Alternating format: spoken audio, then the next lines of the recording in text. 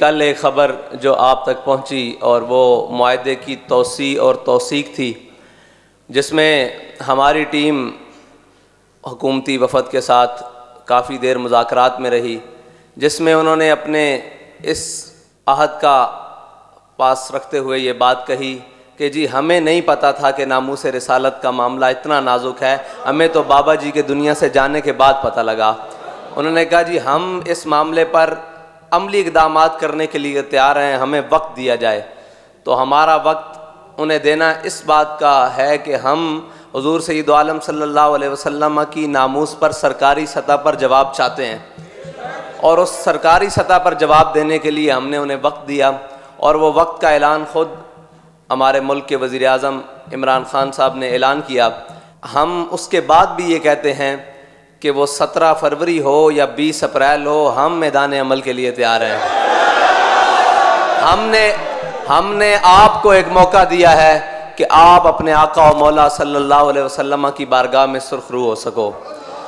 और दूसरी बात यह है कि उनका ख़ुद बैठकर हमारी टीम से ये बात करना कि जी हम इस मामले में अब सीरियस हो चुके हैं, ना तो सिविल गवर्नमेंट हमारी नामूस रिसालत पर कोई बात सुनती है, वो कहते हैं जी सब कुछ हो सकता है, नामूस रिसालत के परवानों पर शैल नहीं गिराए जा सकते। उन्होंने कहा जी इदारों के लोग वो भी इस बात के ऊपर हैं कि सब कुछ हो सकता है, सबको रोका जा सकता है, नामूस रिसालत के परवानों को नहीं रोका जा सकता। तो हम आपके सामने इस बात का अहद करते हैं कि आप हमें वक्त दें, इंशाअल्लाह हम अमली तस्वीर में आएंगे।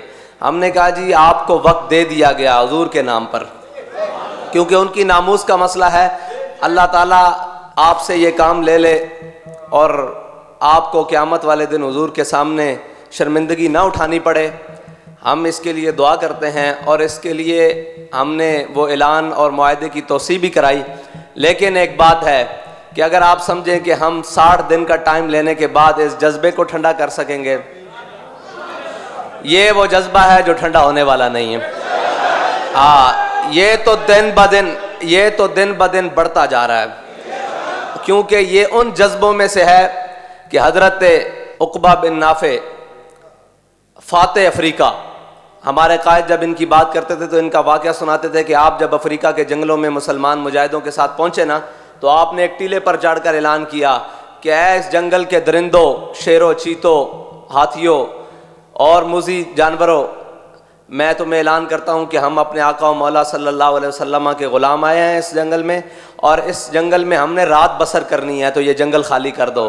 तो कहते हैं कि कुछ देर बाद देखा कि चूंटियाँ भी अपनी बिलों से निकल कर जा रही, हाथी शेर अपने बच्चों को मुँह में चबाए हुए लेकर जा रहे। उन्हीं के जज्बे की एक बात सुनाऊँ कि जब आपने अफ्रीका फ़तह कर लिया तो आगे आ गया समंदर। हज़रत उक़बा बिन नाफ़े ने अपने घोड़े को एड़ लगाई और समंदर के अंदर दाखिल कर दिया। जब घोड़े की गर्दन तक पानी पहुंचा ना और आपकी कमर तक पानी पहुंचा, तो आपने घोड़े की बाग खींच के ना ऐसे आसमान की तरफ बुलंद की और अपना मुंह भी आसमान की तरफ बुलंद करके कहा कि मेरे मौला, तू गवाह रहना कि उक़बा बिन नाफ़े का जज्बा जिहाद ख़त्म नहीं हुआ, तेरी ज़मीन ख़त्म हो गई है।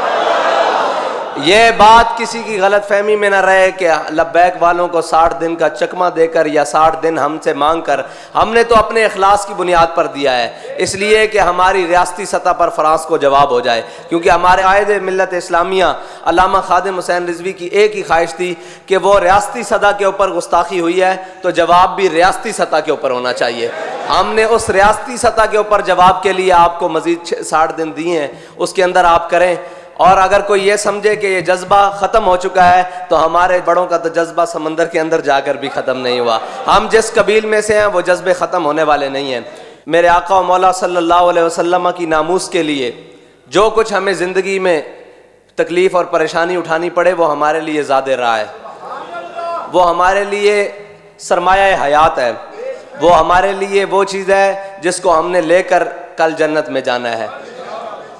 जब खालिद बिन सुफियान अल हुज़ली को अब्दुल्ला बिन उनैस ने वासिल जहन्नम किया, मेरे आका व मौला ने फरमाया जाओ उसको वासिल जहन्नम। ये बड़ा लंबा वाक़या है, उसमें हज़रत अब्दुल्ला बिन उनैस ने चलते हुए नमाज भी पढ़ी, वो भी इमाम बुखारी ने नकल किया है, बड़ा लंबा वाक़या है।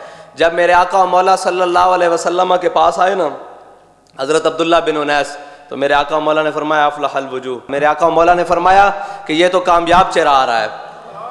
तो कामयाब चेहरे वही हैं जो हुजूर सैयद आलम सल्लल्लाहु अलैहि वसल्लम के दुश्मनों से मुकाबला करके आए। हमने आपको एक मौका दिया है कि आप भी उन चेहरों में अपना चेहरा रखवा लें जो कामयाब हैं, जो हुजूर सैयद आलम सल्लल्लाहु अलैहि वसल्लम की नामूस रिसालत के लिए काम करने के लिए तैयार हैं। हमने अपने सारे चेहरे हुजूर सैयद आलम सल्लल्लाहु अलैहि वसल्लम की नामूस पर कुर्बान करने के लिए रखे हुए हैं। जब मेरे आका और मौला सल्लल्लाहु अलैहि वसल्लम के पास अब्दुल्ला बिन उनैस आए तो मेरे आका और मौला ने अपना असाए मुबारक हज़रत अब्दुल्ला बिन उनैस को दिया और फरमाया अब्दुल्ला बिन उनैस ये अपने पास रख लो, क़यामत वाले दिन जब रोज़े महशर होगा किसी के पास चलने के लिए कोई सहारा नहीं होगा, तुम्हारे पास ये आसा होगा और तुम इसी आसा की टेक पर जन्नत में जाओगे। तो हज़रत अब्दुल्ला बिन उनैस ने वो आसा वसीयत की थी कि मेरी कब्र में रख देना। और हम ये पैगाम देना चाहते हैं कि तहरीक लब्बैक या रसूलुल्लाह के कारकुनों ने जो फार्म फिल किए हुए हैं ना हुजूर सय्यद आलम सल्लल्लाहु अलैहि वसल्लम की नामूस रिसालत के लिए, वो सब ने वसीयत की हुई है कि ये जो फार्म है ये हमारी कफन में रख देना।